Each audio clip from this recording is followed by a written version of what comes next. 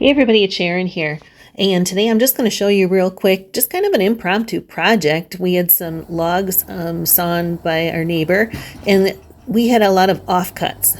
Those are the pieces that usually get thrown away before you get to the bigger slabs. But I needed something in front of the cabin for a house number or a welcome sign. I had done a saw blade back in Kentucky at the farmhouse there. I loved it, but since I already did it, I really want to try something different. So this was one of the offcuts that I salvaged.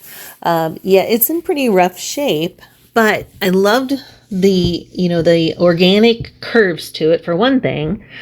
I flipped it on the backside and it did have, a little bit better curves that way, but it didn't have enough surface area for me to work on.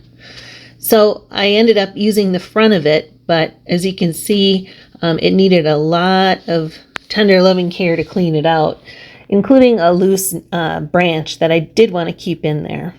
So what I did was I went with my jigsaw and smoothed out one of the straight cut edges to make it look a little bit more organic, and then I just glued in that knot because I definitely wanted to keep that.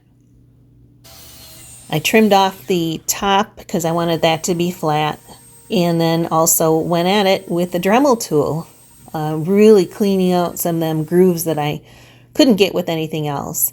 And it ended up cleaning up really good and really smooth. So then it was just time to get the top. I had to get rid of the saw marks and bring back some of that beautiful Western red cedar that I just love.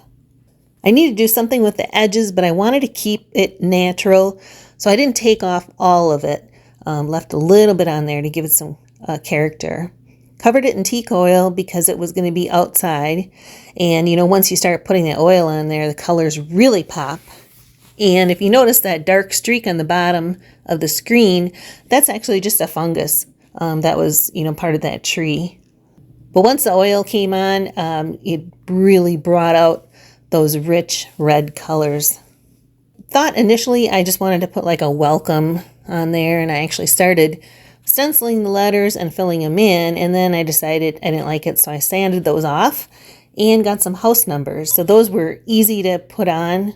I did spray with some spar urethane just because it was going to be outside, hung it up, and I love how it looks because it's three-dimensional. Doesn't matter which angle you look at, and it really blends in nicely with the red on the side of the cabin. So hope you enjoyed it. Hope that inspires you to try something that you maybe thought you'd never try before. Thanks for watching.